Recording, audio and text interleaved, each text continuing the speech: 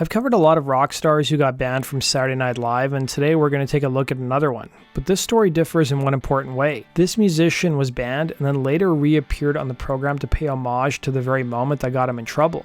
Stay tuned for the full story.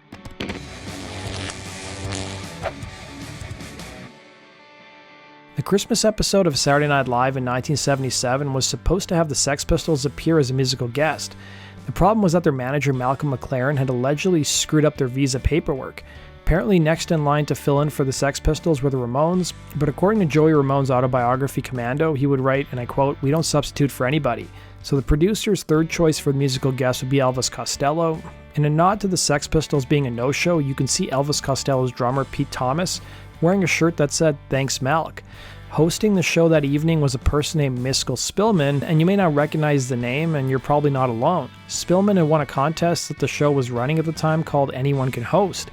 Costello's musical career began in the early part of the 70s playing English pubs, and he was lumped in with the punk and new wave movement at the time. When Costello appeared on Saturday Night Live, he was promoting his album My Aim Is True. Costello's label in the United States, Columbia, and Saturday Night Live's producers had previously agreed that the musician would perform his single Less Than Zero, his first single from the album, but Costello disagreed with the decision. The track was about a disgraced British political figure named Oswald Mosley, who had a checkered past dealing with racism. To Costello, no one in America would have likely known about the song's meaning or backstory, specifically given that this was the pre-internet days.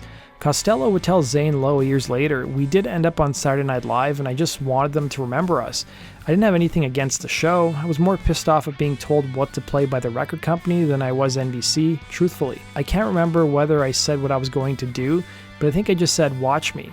While Costello and his band The Attractions would begin performing Less Than Zero, he would stop the performance, as you can see here, and start playing the more appropriate Radio, which would criticize the commercialization of radio and television airwaves, something NBC was very much guilty of.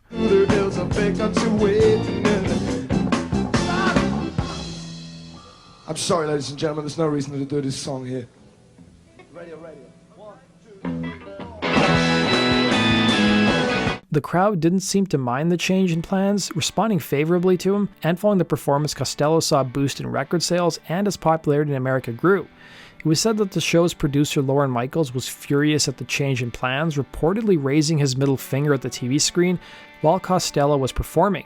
The stunt resulted in the musician being banned from the show for nearly a decade. He would tell Zane Lowe where the inspiration came from, saying, "They've run that clip forever, and every time anybody does anything outrageous on that show, I get name-checked. But I was copying Jimi Hendrix. Hendrix had the same thing on the Lulu show when he went into an unscheduled number. I remember seeing it and going, what the hell's going on?" We'll talk more about the Jimi Hendrix performance in a little bit. Costello would make his return to Saturday Night Live in 1989 when the ban was finally lifted, and made an appearance in the year 2000 on the show's 25th anniversary special, where he performed alongside the Beastie Boys. The special would pay homage to that infamous moment in 1977, and this time out the Beastie Boys launched into Sabotage, only to have Costello rush the stage and interrupt their performance, with him and the band then going into Radio. The Beastie Boys would tell MTV that it was their way of paying homage to Costello. Speaking of that Jimi Hendrix moment that inspired Elvis Costello, let's talk about that